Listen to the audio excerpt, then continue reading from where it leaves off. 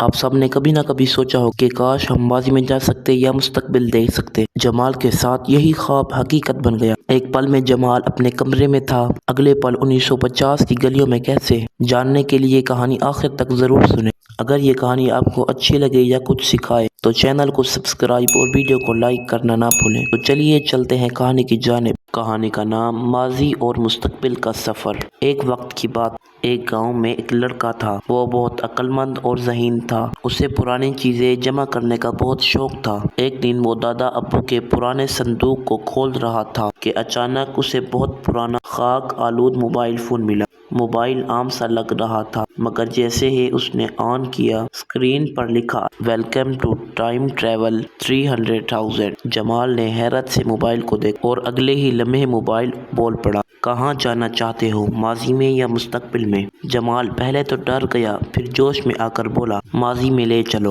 جب دادا ابو بچے تھے، اچانک ایک تیز روشنی ہوئی، کمرہ گھومنے لگا اور وہ آنکھ جھپکتے ہی 1950 کے دور میں پہنچ گیا۔ جمال نے بہت سی پرانی چیزیں دیکھی، ٹانگیں، پرانی دکانیں اور سادہ زندگی، لیکن وقت ختم ہو رہا تھا۔ موبائل بولا، واپس جانا ہے یا مستقبل دیکھنا ہے؟ جمال نے ہنستے ہوئے کہا کہ چلو مستقبل بھی جھانک لیتے۔ اب وہ 2125 میں پہنچ، جہاں گاڑیاں ہوا میں اڑ رہی تھیں، روبوٹس اسکول پڑھا رہے تھے اور بچے خلائی پارک میں جھولے لے رہے تھے۔ سب کچھ چمکتا مگر تھوڑا سا عجیب بھی لگ رہا تھا۔ ایک روبوٹ نے جمال سے کہا، یہ دنیا تمہارے آج کے فیصلوں کی بنیاد پر بنی ہے۔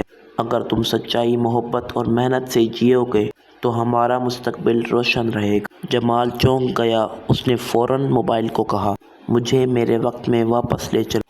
واپسی پر اس نے موبائل کو بند کیا اور دل میں سوچا، وقت کا سفر تو جادو، لیکن اصل طاقت آج میں ہے۔ اس دن کے بعد جمال نے ہر لمحہ سنبھال کر جینا شروع کر دیا، کیونکہ وہ جان گیا تھا کہ آج کے بچے کل کی دنیا بناتے ہیں۔ تو بتائیں، مزہ آیا کہانی سن؟ اگر یہ کہانی آپ کو اچھی لگی تو ویڈیو کو لائک اور چینل کو سبسکرائب کرنا نہ بھولیں۔ اور ہاں، کمنٹ میں بتائیں آپ کو مستقبل اچھا لگا یا ماضی۔